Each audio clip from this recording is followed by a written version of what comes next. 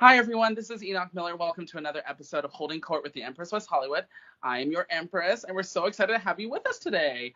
We want to give an amazing thank you to our producers, GayLifeLA.com, as well as our sponsor of the week, Training Mate.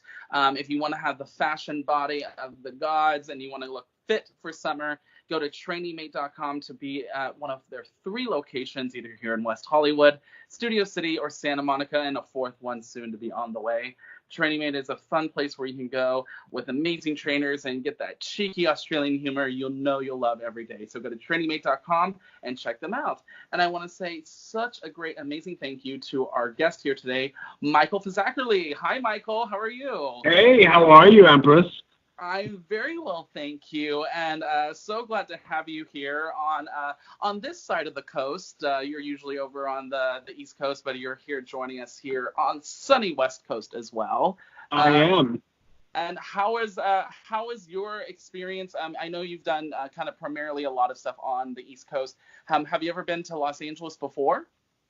Oh yeah, I haven't been here since '99, but I traveled here a lot. Personal, Palm Springs I loved, which I considered moving at one point, and LA I came for a lot of business when I worked for Calvin Klein and Giorgio Armani for many, many years, and my brother lives here in Topanga Canyon. Oh, amazing. Well, I mean, honestly, Palm Springs is gay Florida, so I mean, we're right here. Yeah, I literally tossed the coin, when I was moving out of New York. But I thought I love the ocean and the warmth of the ocean there, and it was close to my family there at the time. So yeah, well, and I love that you brought up New York. I mean, you're originally from South Philly, born I am New York boy. What was that like? I mean, again, you were born back in, I'm not going to say what year, but you were born. I was born in 1958, my dear. 1958, good, like living hard and living strong, and it's really. Yes, I am. You are such a testament to what the LGBT community has fought, worked so hard for to help represent, and again, capture these images and heritage of who we were back in the day, and a lot of it before the AIDS epidemic, a lot afterwards, and it's a really amazing work to see. Kind of starting at the beginning, what was it like for you growing up in New York at that time, and kind of what is it different from the New York today? You mean New York or Philadelphia? You mean growing up in Philadelphia, or you mean when I moved to New York? Philadelphia first, and then. Okay. New York. Sure. Well, I was born in the same area where Will Smith grew up. It's actually Southwest Philadelphia. Oh, really? It was and a couple of Patti LaBelle is in that area, and a few other people. Actually, I know somebody who actually had to use to babysit before she became a star. Wow. So. I lived in a changing area. It was early 60s. My dad worked as a caterer for the University of Penn, so we lived close to the university campus, and we also owned like a deli and a hoagie shop and things like that. And then he branched off into lunch trucks. I went to a Catholic school. I'm the youngest of 5 kids. My oldest sister is, she's 15 years older than I am, and she actually is a sister. She went in the convent when I was 2 years old. She kind of took care of me before my first 2 years. My parents were both really hardcore working parents, even though my mom had 5 children. But neighborhood was good. My education was good, and after high school, I decided I wanted to study photography. I actually started photography. This is a great little story. In junior high school, I worked on our yearbook, and there was this amazing elder woman who was a former famous photographer. I don't know who she was, and she lived in our area, and she had volunteered to help the school do their yearbook. And she actually taught me how to use like a 2 1/4 Hasselblad camera and stuff like that when I was like 13. And so I ended up moving that forward to high school and doing some yearbook stuff there. And when I got out of high school, I wanted to go to school for photography. So I studied in a small school in Philadelphia called Antonelli. I don't even know it's there anymore. And I did 2 years there. And then one night at home on TV, probably 1977, I watched Entertainment Tonight or something, and it was a whole expose on Studio 54, and I said, I'm going. So, I worked my magic, and I found FIT in New York that had a photography program, and a good girlfriend of mine from the neighborhood. She was a very chic little girl, and she designed all her clothes. And her and I both actually went up to New York around the same time, and she went for fashion design, and I went to study photography. And I was pretty young. I went maybe 19 when I moved there. Oh, wow. And it was 1978, so it was before all the crazy, it was crazy in itself, but it was before all the, the AIDS epidemic, but we were living in that whole like Studio 54, the early 80s, all that stuff like that. So that's kind of how it started. And what was your experience were you out at that time at 19 and openly gay? I came out very early in Philadelphia. In Philadelphia, I lived near the inner city, downtown Philadelphia area, and I went to all boys Catholic high school, and I had a boyfriend. And I had a boyfriend in 11th grade, and we messed around and did all kinds of stuff. But there was quite a few little gay boys in there, and I worked for my parents in their business at some points, and they were very generous, and they paid us as kids. So I had nice little money in my pocket, and I started heading down into Philly on the old trolley cars at night and going to the clubs, and I was going to bars and private clubs at the age of 16. Wow. A great experience. I went to my first gay disco. It was called The Steps in Philadelphia, and we went upstairs. We were 16. We were drinking whatever those tequila sunrises or something nasty, and two of the Christian brothers who were teaching us in high school were doing the hustle on the dance floor together, and they were playing Rock the Boat. So that's the year, baby. Wow. I know. Wasn't that good? And they said, "What are you doing here?" And we were like, "What are you doing here?" They're like, "We're gay and fabulous. What are you?" No, I right. And it's so amazing to see that they're even in a place, and again, like as like the early 80s. I mean, and it's like late 70s, early 80s. That fact that there were spaces there still available for young queer kids to go and feel accepted and feel like they were able to be a part of their own community. It was actually pretty cool in Philadelphia at that time. Philadelphia was the city of brotherly love. We had that 1976 bicentennial big celebration, which was the year I graduated high school. So there was a lot going on, and the clubs were good. And back then people didn't card anybody or anything. But very soon after coming out, we started Amtrakking it up to Manhattan and going to some of the bars up there, because the drinking age was 18 in New York. So we passed easier for 18 than 21 in Philadelphia, where it was. And but we ventured up to New York. This is way before I moved there, and went to places like Crisco Disco and the Anvil even at 16. And what was the name of that place? The Cock Ring was on the corner of Christopher Street. And they did fan dancing and tambourine dancing. It was very village people. I love it. Well, it's so amazing to remember some of these things. I was just talking with Mario Diaz, who's a party promoter. I know Mario. I love his work. Yeah, and just I'm hearing some of these amazing stories of New York back in the day, and just some of these great places that unfortunately are no longer there anymore, but just a representation of our history and kind of where some of these like club key things came from, and some of the amazing crazy parties that used to go on during at the Limelight back in its heyday, and all these other clubs that aren't unfortunately around anymore. And for you personally, because getting into photography at a younger age, what was your inspiration behind that? What was the reason you loved to take photos, and why that inspired you? Well, there was a couple of reasons. One, it gave me the opportunity to get to know people. It was nice to kind of do directing a little bit. I always had a kind of a voyeur personality a little bit, and I don't mean that in a perverted way. I just mean it kind of like I liked observing people and things like that. So it gave me that opportunity to not only observe them, but to get to know them by working with them and things like that. And more that wasn't so much in high school because the kids were kids, but once I moved on into it, it was like that. It was a social and work combo. And it helped me, I never had a problem, being outgoing, but it made it even better. And I was good at it. I know I was good at it. I don't say that boastfully. I was good at it. No, and then that was your passion, and it really, honestly, it shows in the work you were able to do and with the people you were able to do it with. So, and it's really, and also, so you're going through FIT, you're in New York, you're graduating right about like 82, and then while you were still in school, you had won a grant from Andy Warhol and Bruce Weber.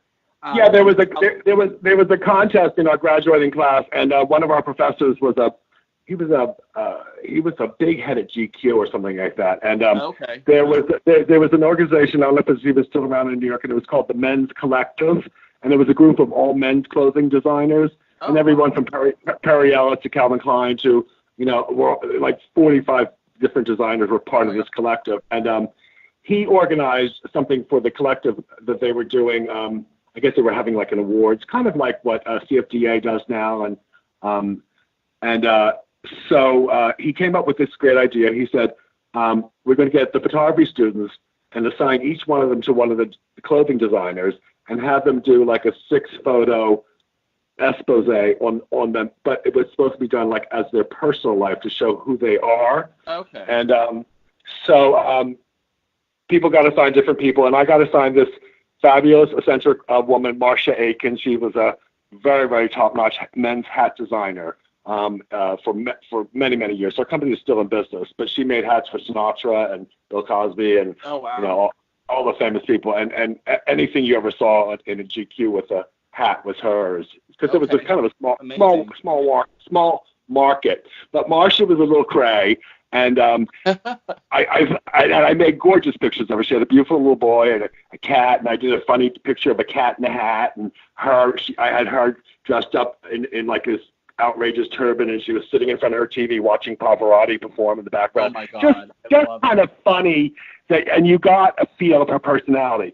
Right. And what's really cute is after I won, and several people won. There was 3 prizes, and after I won, the person said, just because you were able to deal with Marcia and got such gorgeous pictures, that you just were the winner hands down, because I guess she had this outrageous reputation. I'm still friends with her now, and she's retired, but I'm still friends with her now, and she's a sweetheart. But, divas have personalities, and she was very strong in her business, and she knew what she wanted.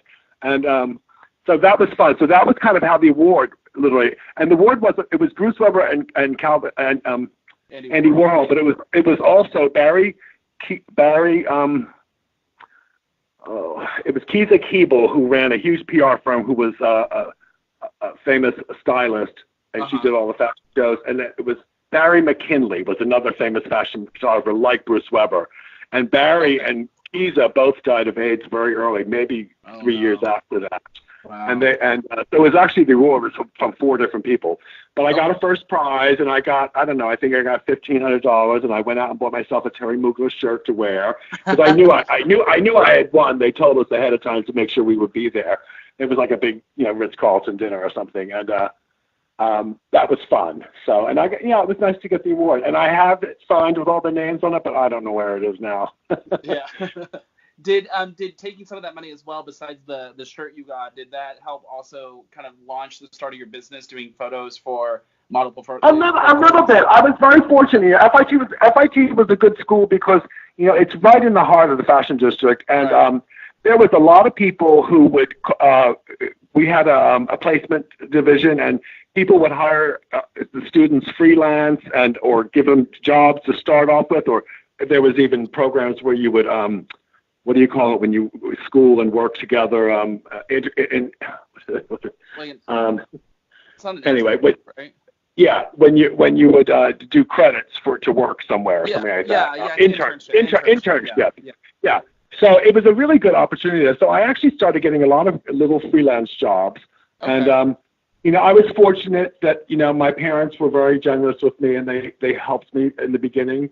But I did start making money right away, and yes, that grant helped. It probably, and rent was cheap then. I lived in the same apartment for 29 years, from 2000 and I mean, say 1978 or 77. I moved there, and I moved out in like 2005, and it was rent control. It was rent controlled, and it was $250 when I moved in, and I thought, how can I afford this? And then it went up to like maybe 800 by the time I left. Wow. But the day I left, they rented it for 2,500. Of course they did. And that was in Chelsea, and it's right? probably 35 by now, but yeah. So I was fortunate. I got a lot of work through the FIT working program. I was working for people like Elizabeth Arden, just photographing like packaging and stuff like that, and modeling agencies were working with the kids to do like portfolios for young potential models. Uh-huh. You know who was actually a model for us at FIT? I don't know if I should say this or not, but the two sisters, Debbie Allen and Felicia Prasad,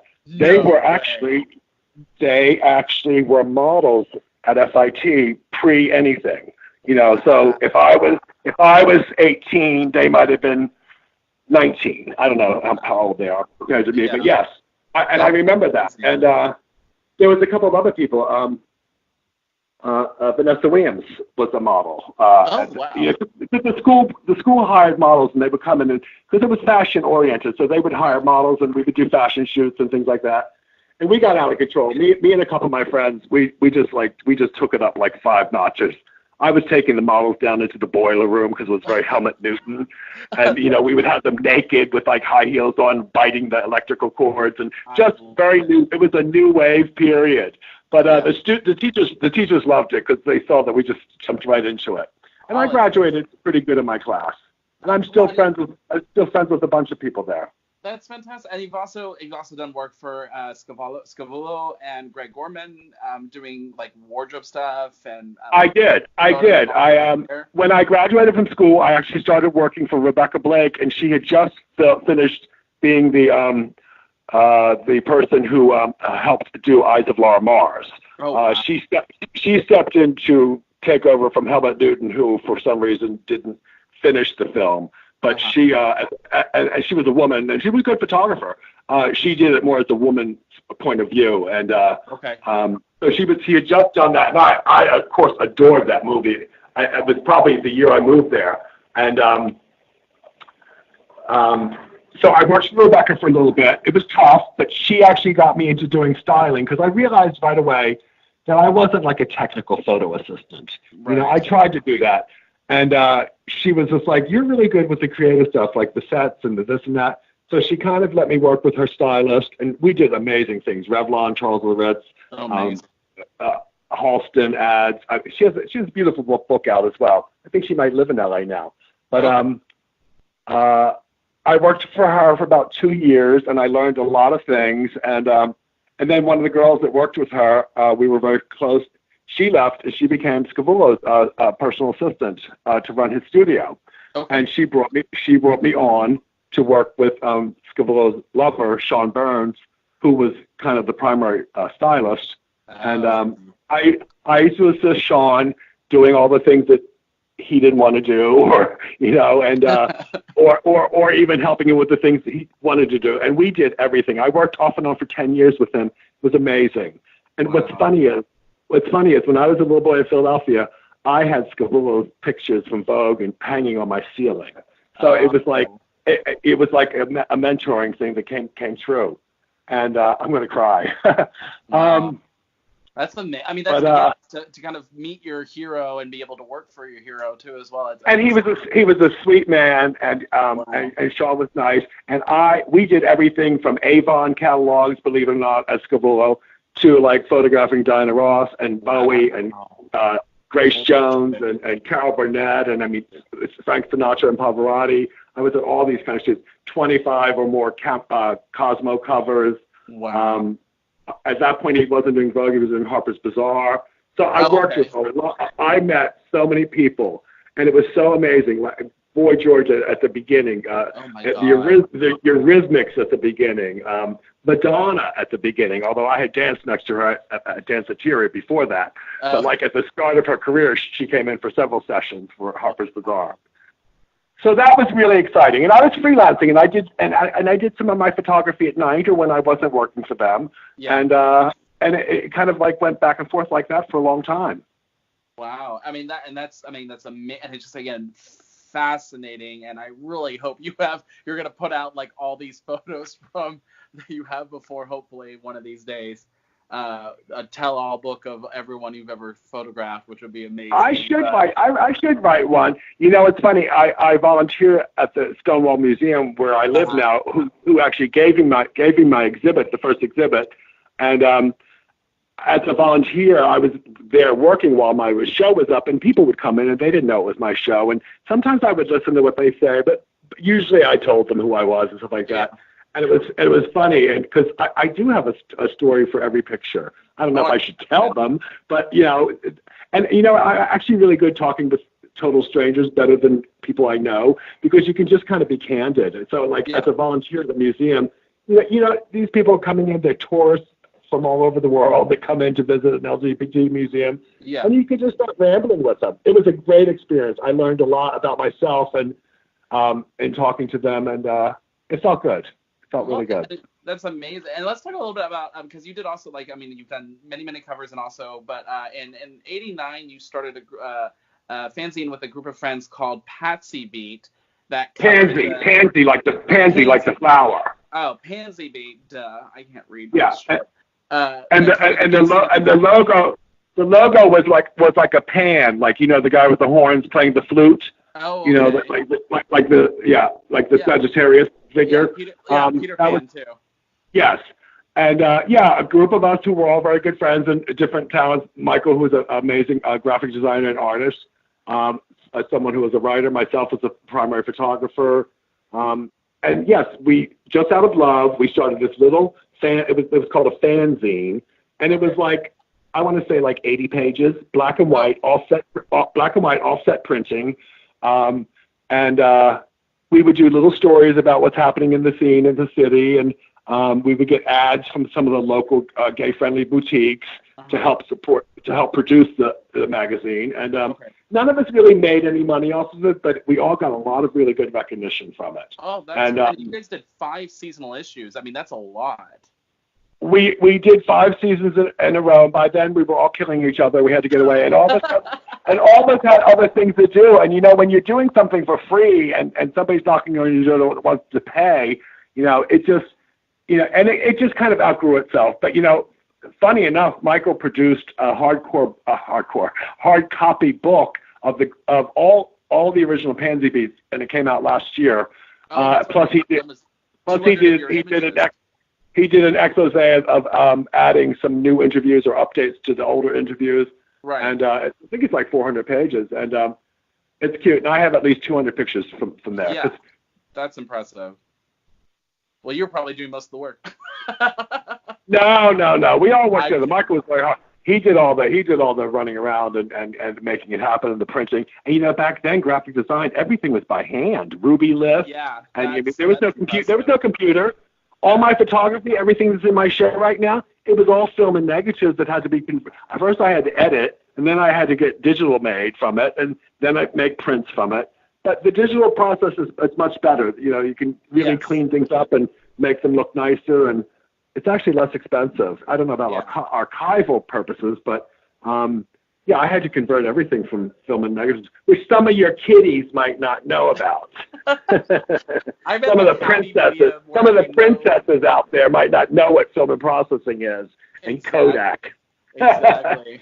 I'm at that happy medium where it's like I'm just enough on the end where I'm pre-technology at its highest, and then also on the other flip side where I've grown up a lot with it. So I get both references, but yeah, a lot of my siblings or younger friends are like, what's a camera that's not digital? I don't understand what a Kodak camera and like shit like that. And you're like, oh my God, I'm going to slap you in the face. Well, funny enough, I know people who still use film and do old-fashioned processing and silver printing. It's still considered fine art quality, but there are some photographers who are stubborn and don't want to convert.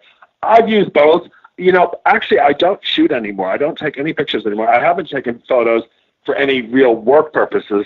Well, right after I moved out of New York, which was 2004, I moved to Florida, and I started a greeting card company called Camp 101. And it was a lot of my pictures that I had taken before, and we put, you know, graphics. It was very kind of rock shots, the Divine shot cards from the 70s and stuff like that. It had that feel. Nick Rock was the famous photographer who did rock shots. And So I did a homage kind of to that, but and it was cute. It was well done. It was well received. They really sold well in West Hollywood and in Palm Springs because that's where the queen that could relate to it was. But after 2 years, I put it to bed because it just wasn't paying itself back. But it got a lot of good press. I had a whole spread in the Palm Springs magazine and at I don't know the name of the store. Gay Mart, that's still around? I honestly don't know if it's still around 100%, but that'd be interesting to look up and see if it is. That was officially the last time I've taken photos, other than on my phone, which I'm not even good at. I put it down. You know, I put the camera. I really put the camera down in '95 when I went to move on to work for Calvin Klein, and that was five years of a major career. I traveled all over the world. I opened stores. I designed windows. Fashion shows. I was here for Saks. The last time I was in California was a huge event at Saks Fifth Avenue. Calvin had the entire store, every window, every floor, and it was a big event, fashion show and dinner, sit-down dinner with tents in the back. That was a muscular dystrophy fundraiser or something like that. And that had to be '98. And I was here. I was literally here for 5 weeks to oversee that whole project. And I stayed in the Pretty Woman, Beverly Wilshire. It was very glamorous. They treated us well. Yeah. And but I traveled all over, lots of Europe. But I will tell you, it did eventually take its toll on me. You know, there was a greatness about it, and there was the automatic pilot that kept me going. And but it was a lot of work. It came to a point that my doctor said, you know, you really are traveling too much. You know, it's affecting your electrolytes and all that stuff like that. So, and by that time, I was ready to tell my boss off and walk away from Calvin Klein with a year golden parachute. And and I did, and that all happened. And you know, actually, I did really well there because I went in there as a freelancer. You know, and within a year, I became a director. I was a director of the jeans and underwear division. You know, and that's pretty big. I oversaw huge trade shows all around the world for them. I built stores and showrooms in London and in Israel. Oh, wow. Calvin Klein underwear was originally all produced in Israel, which a lot of people don't know. The earlier, higher quality version that was eventually has been watered down. And they felt the competition from 2Exist and stuff like that. I remember when that started. You remember the 2Exist underwear company? Oh yeah, it's. I still that put a big jump. That put a big jump on Calvin Klein underwear. And it was two little cute gay boys who lived 2 blocks from me in Chelsea that started it in their living room. Yeah. You know, and anyway, so all that. Yeah. Do you think like companies like Andrew Christian and Rounderbum as well have also impacted companies like Calvin Klein? That I mean, so it's you think when you think underwear, you think I don't know numbers, but I'm sure that there's a lot of companies because when he started with the underwears, I mean he was the forerunner in putting a name on underwear that was prestigious. Right. And the same with jeans, that old Brooke Shields commercials with nothing comes between her and Calvin. That was the start of designer level, you know, and even T-shirts with the logo Calvin Klein on it. That was happening in the 70s, you know, and so he kind of started all that and made plenty. I mean, you know, but today, is it anything like it is? No. First of all, he sold the company years ago. True. He had licensed it to other places, but you know, it'll make its comeback just like everything else does. Agreed. And so let's talk about the next transition of your life that you kind of went into, moving to South Florida. What was that like? And then obviously the choice to move there. This was obviously on the heels of you left Calvin Klein around the early 2000, and then you had. I left Calvin Klein, and I couldn't work for a year because I had a contract to a non-compete agreement, but I was paid. So I kind of traveled the world, got a little crazy, found myself, and then eventually one of my former bosses from Calvin was at Giorgio Armani, and he brought me on board at Giorgio Armani, and I stayed at Giorgio Armani for 5 years until 2004, with the AX brand at the time. It was called. So I did that for 5 years, and it was similar to Calvin, not as crazy. I wasn't doing international work. I was doing mostly local. and I didn't do as much traveling, but I oversaw all their window displays and the purchasing of all the props and and the customizing of everything that went in their windows. Back when they actually did window displays, now it's all posters. Right.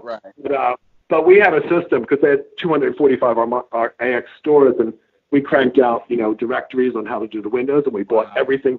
We bought everything that every store needed, and we packed it and shipped it with a how-to kit. And amazing. So that was fun. But by the time that 2004 rolled around, I was actually exhausted, and I needed to get away. 12 years of work, like hard work. And one day, out of nowhere, I never would have thought it, but I was walking down the street, and I said, you know what? I'm done. I'm done with New York. And it didn't hurt that. I mean, I was making good money, but I was spending it left and right too. Because when you live like that kind of a career, you're spending every penny. Maids, dinners, taxis, laundry services, all that stuff. It was just, it was in and out. And I sat down one day and I said, you know what? I could make a fifth of what I'm making and live a better life in Fort Lauderdale, which I visited Fort Lauderdale many times. Okay. Because it was convenient from New York, and it was still reasonable. It had a gay audience and clientele, and it was where the boys are. and so I came down many times for years, visiting on 3-day weekends and things like that. So it was just natural for me to think about moving to Fort Lauderdale to get away from New York, and it didn't help. It didn't hurt that my New York, after the mayor changed a law at one point where rent control apartments. If the tenant moved out of rent control apartment, the landlord could bring it to market value. Right. And so I was actually being asked to be bought out of my apartment for several years, and I never accepted it. Many people did, and still do. But when I was ready, I picked up that phone and I said, "Are you still making that offer?" They said, "Yes." I said, "Up at 10,000, and I'll take it." There you go. I was gone. I came down to Florida for a month. I found an apartment. I hung out. I went back to New York. I packed up. I came back and I moved. Wow. It was in a matter of 2 months. And so, I took a year off and chilled, and that's when I started the greeting card. I started the greeting card company. Okay. And so you were in Fort Lauderdale Beach first, and then Wilton Manors after that. Well, it's the next town over. Oh, okay, so they're just right now. Okay, because I know Fort Lauderdale-ish, but I wasn't sure where Wilton Manors was. Okay, so they're very. It's all considered Broward County. So it's 10 minutes from Fort Lauderdale or less. Okay, and so what inspired you? It's not on the beach. Fort Lauderdale is mostly on the beach. Okay, that makes sense. I did live my first 9 years on the beach, and then I decided to move inland. My building was the whole area was getting a comeback like South Beach was, and they wanted to double or triple the cost, and they were gonna knock it down around us while we lived there. So I actually moved to Wilton Manors at that point. Oh yeah, that makes sense. And what really inspired you to do the card company? Well, I had all these pictures. I always wanted to do greeting cards, but I realized it was it was kind of a off timing. At that point is when was the height of the start of cell phones, and big companies like Hallmark were losing money, and I really was kind of a little cray thinking that I would actually get this business going. It did okay. It paid for itself, but I didn't really ever make a profit. Right. At that point, I had to run. It was a very limited audience. It was very gay under Camp 101. It was a lot of pictures that are in my show now. Cool. Because I had done all that work. I did all the Club Kids. I did all the HX. I did all the Patsy Beat. I did go to Fort Lauderdale. There was a good friend of mine, Misty Eyes, who was a big local a drag performer there, and her and I did a series of 20 special cards, like birthday cards and things like that came pulled the whole collection together. The rest of them were kind of simpler, just graphic, not necessarily like themes. But we did like birthdays and Valentine's and things like that. So and it was fun. And really, when did you officially put that project to bed and was like, okay, I'm gonna be? Well, I moved there in 2005. I gave it a good run for about 18 months. It's hard when you're running your own business because if you invest your money into it And then nobody's paying you all along for a year and a half while you're working, especially if you don't have anything you could really draw from. Right. You know, I did 2 huge trade shows for the stationery show to introduce the line, and it got some attention, but the timing was wrong. Gotcha. It was people. First of all, people weren't buying greeting cards anymore; they stopped buying them. But then it was also at the height of when gay. I actually had the largest chain of gay and lesbian bookstores. Oh wow! Tell me one day. Wait, no, they told me one day that they were going to place an order. We were at a trade show, and then the next day they came in and said, "You know what? We really don't think that this is what gay people want to see anymore. Do you have any two men pushing a baby carriage or like anything like that?" And I was like, "No, I don't." You know, and so it was kind of like that. But you know what? Those businesses sadly went out of business too. You know, most of the chain, it was Different Light, which I think you had one here. I know there was one in San Francisco. I think I was in the one in West Hollywood at Different Light. I don't think it's still there. No, it's not. They were in Washington. They owned about 12 stores, and they're all gone. But that was their mentality at the time. Oh, we don't want to see drag queens anymore. We don't want to, we want, better things for gay people. And I was just like, well, maybe you think that. Well, exactly. But because I live in WeHo and we want drag queens 24/7. Well, what's really funny is my greeting card company ended in 2006, let's say. Okay. And I was literally told by several huge gay organizations, we don't want to see drag queens anymore. Oh even the Palm Desert Springs Gay Magazine, who did a whole spread on me, when it came to the choice of the cover, they refused to do a drag queen. No drag queen. So they went with a sexy boy, and it was very nice. But I was literally told absolutely no drag queen. I was like, okay, girl.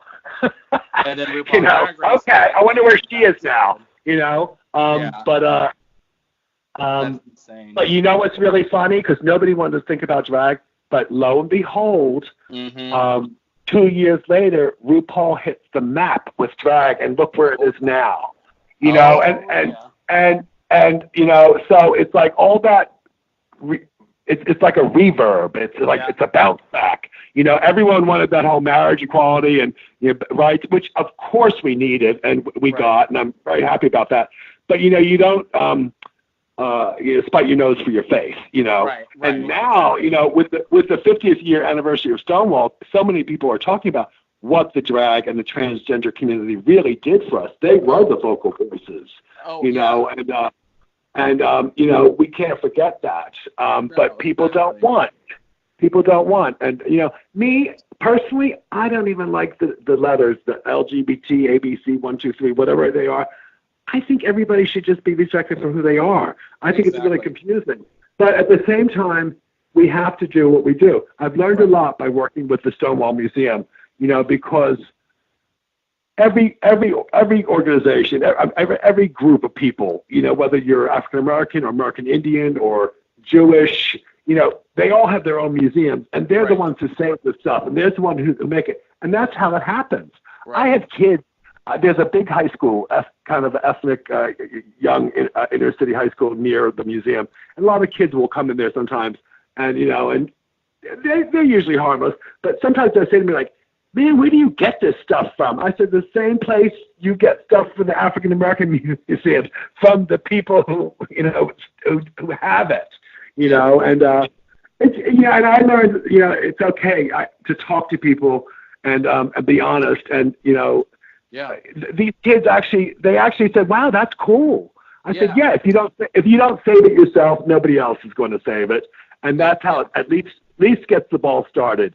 And I think that's also why we have the alphabet bets, because people are still fighting in a lot of places. You and I live in Meccas, gay Meccas, where it's not a situation. But I know lots of people who live in areas that they still are afraid to be who they are, and they need those communities. Yeah, and it's so true. And I think more and more younger individuals now are coming to the conclusion that we do still have our labels for LGBTQAI plus. But a lot of people are just kind of referring to it now as the queer community. It's kind of going back to that. I think it's just we're all for ourselves. I've watched how people in general, like I made the mistake sometimes with asking somebody, "Oh, are you Asian?" And they like, "Why do you ask?" Like it was an insult that I would ask. And I was like, I just think you're really cute and you're exotic, and I just want to know where you're from. Yeah. You know, I'm not like judging you because you're, you know, different or anything like that, but people get on the defense so much now. And I just like to just respect people for who they are, you know, and the whole thing about gender, you know, if you're dressed like a woman but look like a man, as far as I'm concerned, you're a woman, you know, because you chose to dress as a woman. It's your expression. I still worry about our trans community, though. I still worry about them. I have that old school mentality that I'm afraid for them sometimes because, you know, the trans community and even the drag community, you know, they can be like Joan of Arc. They can be rebels, you know, and, you know, that's gotten a lot of us in trouble at sometimes, too. So I always worried about that, but I'm changing because things are changing. Right. Sorry. Go ahead. I was saying, especially that we were just talking about last week with a gentleman who's representing trans oral history and talking about the different elders and individuals and stories. And it's like trying to give them a community, a space, because you were right saying before, I mean, the trans community and the drag community have been some of the forefronts of our LGBT activism and the fighting and being but they've also been the ones that take the blunt of a lot of revolt and stuff like that as well. Do. You know, that's what I mean when I say Joan of Arc. You know, they're rebels. You know, they are rebels. And you know what was amazing at the Stonewall Museum that happened this year? While my show was up, it was up from October to January, and they do a program in Broward County. Actually, it's very progressive, believe it or not, although we're a southern state. They have a program with the high school and junior high school students through the public school system that they're allowed to have what they call gay and straight alliance groups. Oh, right, Yes, and we had a grant from, I don't know who gave us a grant or whether, but we actually had, my show was up, so they asked me if I would come and talk each day. But we had 4 days of 150 kids from 10 different high schools and junior high schools come in, and they toured the museum. They talked to me. Of course, they were all excited because my show, even though it's 80s and 90s, it's very relevant because it was so far ahead back then. And people were just screaming that. They were like, "Is that really RuPaul?" And I'm like, "Yeah, from 1989." You know, she looked great. You know, she still looks great. And it's like you have some great ones like James St. James, Joey Arias, Lipstica, Susan Barnes. Ru always held it up. She always looked good. And I'm not just blowing smoke. She always looked good. But at the same time, I've seen her wear black heavy-duty trash bags and cinch the waist, and she looked like she's wearing a vinyl outfit, and she looked gorgeous in a 50-cent trash bag. But she always had the personality to carry it off. You know, today, of course, is a whole different story, and I couldn't be more happier for her. Especially after what I went through with the greeting cards where people said, "We don't want to see drag queens." I'm like, well, there goes my sister, honey. She became world famous drag queen. Eat your heart out. Well, that's the thing. It's like it's 50% look, 50% attitude, and she has it all. Yeah, she carried it, and she lived a life. We all did. You know, there were lots of ups and downs for everybody, but you know, she got through it, and I love her message today. And World of Wonder, I knew Randy and Fenton from New York way back then. I was involved in the original shockumentary of Party Monster before they really did the Hollywood version. They used 80 of my pictures from that. They photographed me photographing the kids as part of the documentary at one point because we didn't talk about the club. We didn't talk about the club kids, but I met the club kids scene through Patsy Beat. We did a feature story on Michael Alec, who was at the time the king of club kids, and he was being billed as kind of an Andy Warhol. It was that whole period where Andy had died, and you know, and Michael was actually very talented, very creative, always good to me. You know, I have to defend him sometimes, but I also worry for him. But we did a feature story on him, and I photographed him with a chicken and all this stuff. And he said, "You should do stuff with us," you know. And anyway, he actually produced the last issue of Patsy Beat that he was in. Wow. He got Limelight to run 3 ads in it, and it covered all the production costs for us for the magazine. Amazing. So we started doing we started shooting projects for that. He's like, "I could do this, I could do that," and I lived a block from Limelight.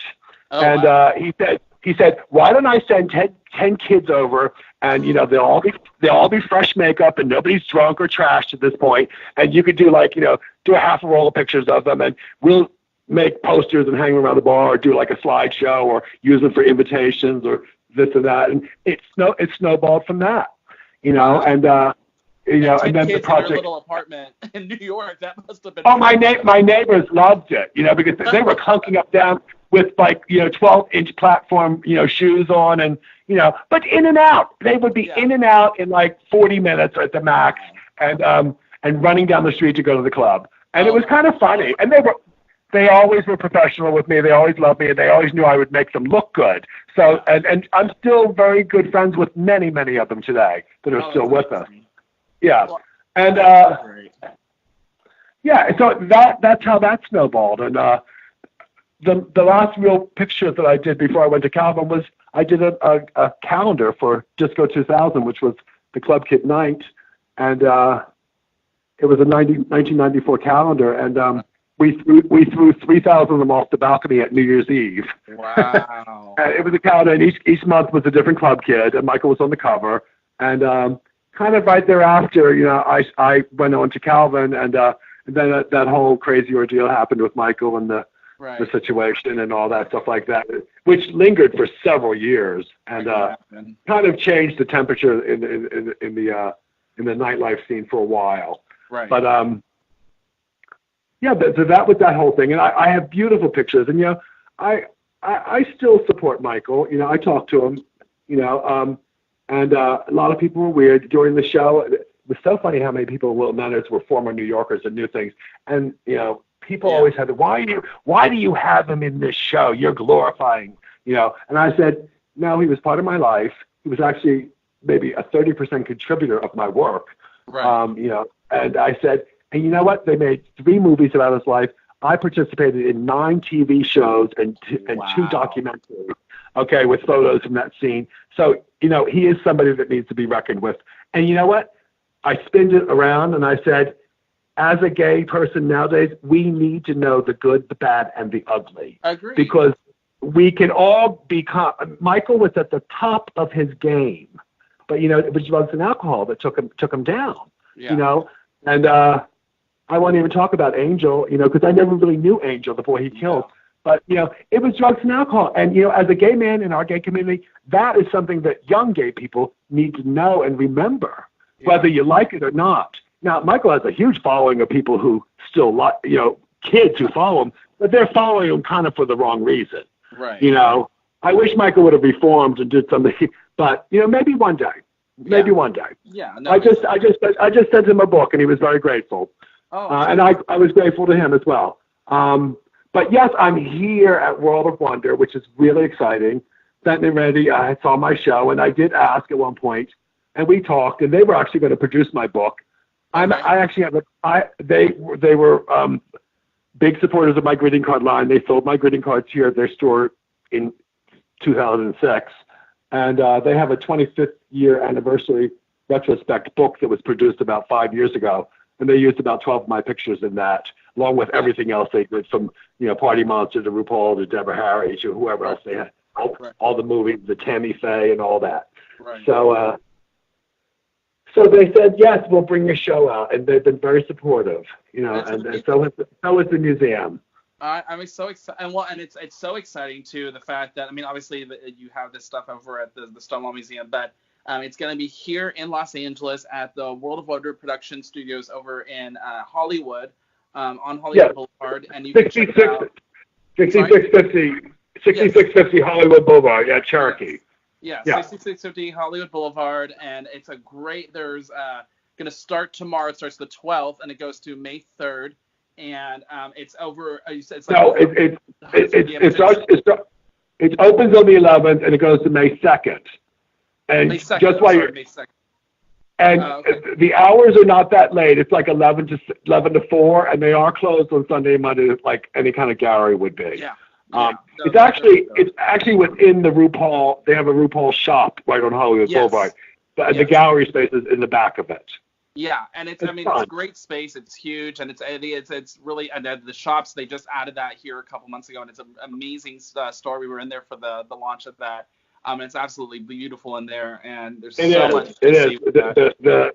The old deco was amazing. I'm really impressed because in Florida we have the modernized deco, the much slimlined, but yours is ornate deco here, which I love. Yeah, it's really cute, and it's great, and the exhibit's called Nightbirds. What was the inspiration behind that and the name for the Well, I was going to say something about nightlife, but I didn't want to be so blatant. But as I was looking through my pictures, there was lots of feathers and colors and beaks and horns, and I loved Patti LaBelle, and they had the album called Nightbirds, and it was actually probably the album I came out to in like '76. Oh, wow. Which I didn't really put the reference together until later with it. But I just thought it was appropriate. And as you look around the picture and you know where these people were from, right? Although there were a lot of pictures I took at Wigstock, which was the big festival Lady Bunny does in New York, and that was a daytime venue, but it was like the vampires were crawling out during the day to come to a festival, and they were still night birding it, but it was with an umbrella over their head or something. Right. But Night of the Living Dead. I just thought it was honestly just a clever one word kind of thing that summed it up. I also was really proud that I was able to cover all gamuts in the gay community. Even in my work earlier, I did Patsy Beat, we did Eccentric. HX, I did lots of sexy boys. I went on to do The Advocate from that, and I did several big magazines in Germany with Bruno Gamunda. I did a dozen covers. You'll see them here tomorrow, and spreads over there. And they also republished things that I had done for HX over there. I actually took a trip to Berlin in 1991, and my best friend lived there, and he said, "You should bring your pictures. I know somebody who works at this big publishing company." So I bought a suitcase of pictures, and I went in there. And they gave me a meeting, and I walked out with a $15,000 check. Oh, wow. And it was all pictures that I had already sold before, made money from, not even that much money probably at the time. But they were like, "We love these." And it was the height of when American money was much stronger than European at the time. Yeah. And they were like, we want to buy 150 pictures from you. Here's a check. And I was like, okay, great. And when I got that money, I extended my trip for 3 months, and I stayed there, and I started doing porn pictures of gorgeous boys, because they were kind of a porn company. They did a magazine called Manor Actuel, softcore. And so I went around finding some sexy boys and German boys, and I photographed them for them in my friend's loft. And it's funny, it just rolled. This sounds precocious, but if you ever saw the movie about Tom of Finland, how he escaped from Finland and went to Berlin, sneaking his artwork in, it was the same thing. I was thinking in a suitcase. My stuff wasn't pornographic. I never really did porn so much. Even the stuff I did in Berlin wasn't really porn, but it was nudity. I could have easily been arrested and considered an undesirable. Yeah, I totally can see that. And again, that's also the fear of going to a foreign country with that, where they are not so accepting a lot of the time. I know. I won't name names, but I know a very famous drag queen who one time flew to London to perform, and when she got there and went through customs, and they opened her bag and saw her drag, they said they stamped her passport undesirable, and they put her on the next plane back to America. Wow. Now that was about 15 years ago. So that, things do change. And all the time at the museum, I get a lot of kids saying, "Do you see change? Do you see change?" I'm like, yes. One step forward, two steps back sometimes, but yes, there is huge change that's happened in over 40 years. Wow. What I love about my book being published now and the show happening, first of all, it's a wonderful revisit in my life of a career that I loved. Yeah. And now that I'm retired, I formally retired 5 years ago at 55 because of some health complications from my HIV, and I was tired, and it was frustrating, and I was over 50 at that point, and it was very hard to keep work. I did start working for the Marriott hotels and stuff like that, and I was like a hospitality person and this and that, but they weren't loyal, and it's a seasonal resort, so as soon as season's over, they're like, "Oh, you're laid off." You're laid off. And this is like, I had a hard time. After I spent all my glamorous money trying to start a greeting card company, I had to really pay bills. And, it was very difficult. So I could have went on disability in the early 90s because of my health issues at the time when I was diagnosed. But I didn't, because I had a really good job, and I just kept rolling with it. So one day I walked into Social Security office. I was in a bad way. And I said, "I need help." And they literally pressed a button, and they could pull up your entire life. They knew every job I ever worked at, how much I was paid. they knew that I had worked at 5 jobs in 5 years in Fort Lauderdale since I moved here. And she just looked at me and she knew some of my circumstances that were happening. And she said, I'm going to approve you right now. And she approved me on the spot. You know, everybody wants to try to get on that, that ticket. But I did it. Because she said, I saw that you could have gotten this in 1994, and here's 25 years later, and you're coming in and asking for it, and you need it. And she gave it to me, and that has actually saved me from having to worry about things. And I get by. I do pet sitting. I'm a really good pet sitter. I'm a full-time recovered in AA and NA and places like that I have a lot of friends in the community, and it's all word of mouth that I do pet sitting. Because I had my day in the sun too back in the days in New York. Right. And even in my later career, it was very easy when I was traveling and working, even with everything else, to, pick up something that I shouldn't have picked up and get a little out of control and here and there. Especially with money in your pocket, it was easy to do. I could tell you stories, but I won't go into that stuff. But I am a recovering addict, alcoholic, and 15 years, and I'm happy with it. We have a great community down there. They don't call it Fort Lickerdale for anything. I'm sure you've got a version of that here in Hollywood. But it's a great community. It's a great community. I feel I feel the embracement that I always wanted to feel going to bars that I never really felt because we didn't get that then. Now the kids don't even go to bars. So. And I do pet sitting, and I stay in people's houses. I stay in people's glamorous houses because Fort Lauderdale, what matters is kind of like Palm Springs. There's, several $1 million wealthy homes on the water, and people need to travel, and they go on cruises, and I'll stay in their house and watch their 2 little puppies. And for 10 days, I watched 2 lesbians, 2 dogs for 4 weeks while they were on a tour of Italy last year, and they lived in like $4 million house with jacuzzis and swimming pool and waterfalls, and they had the sweetest little dog. So I get paid to live there and take care of the dogs. I get all the love from the dogs, and I don't have to pay their bills. And and people say, why don't you take pictures anymore? And I said, you know what? I know it'll sound funny because you and I are just rambling, but I'd rather talk to animals nowadays. And I remember hearing Zsa Zsa Gabor say that on Merv Griffin 100 years ago. I'd rather talk to dogs than people. And I find that, not that I don't like people, but I already said that I actually am better with strangers than people I know sometimes. But with the dogs, that whole unconditional love, and I don't have a dog, but I do have a cat, and I have a roommate, so he takes care of her when I'm not around. But it's different. And I was like, I don't want to deal. I said, look at my pictures. You really think I want to deal with all these personalities again? I've been there and done that twice. Yeah. Bring on the doggies. I actually have a client who has a monkey, 3 cats and a monkey, and I watch them a lot. They live on my block, and they travel a lot. Wow. And the monkey's the cutest little thing in the world. But I do that just by word of mouth and part-time for a little extra money on the side, and it's great. I'm really excited for this exhibit, Michael. I mean, again, it pays homage to not just the club culture and the personalities of the LGBTQ scene back in the 80s and 90s, but it really just kind of it's a legacy of your work and again the capturing all this history and stuff from early images of like RuPaul, Lady Bunny, Amanda Lepore, Quentin Crisp, stuff like fashion, drag, music, DJs, portraits, Wigstock, Go-Go Boys, and the club. I mean, it's such a great. Michael Musto gave me an amazing review for the back cover of the book, and everybody knows who Michael is. So yeah, it's wonderful. It's so good to revisit it now in this time in my life. There was a time I could have done a book with the German people years ago, but I didn't because I went on to work with Calvin. And you know what? Things have a purpose. There's a reason. Right. There's a reason. First of all, this year my work is actually being shown, and the book came out, and it's actually the 50th year anniversary of Stonewall. And right.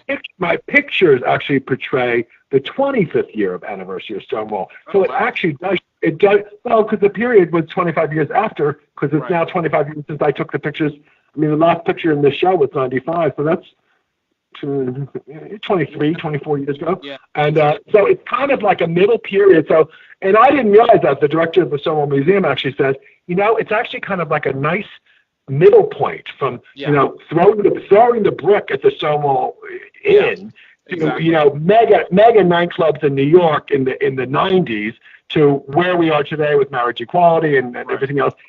Even though it's not as we would want it perfect, it still has major advancements. Exactly. And I'm so excited that World of Wonder has put this up there at their exhibit or at their showroom and store here in Hollywood.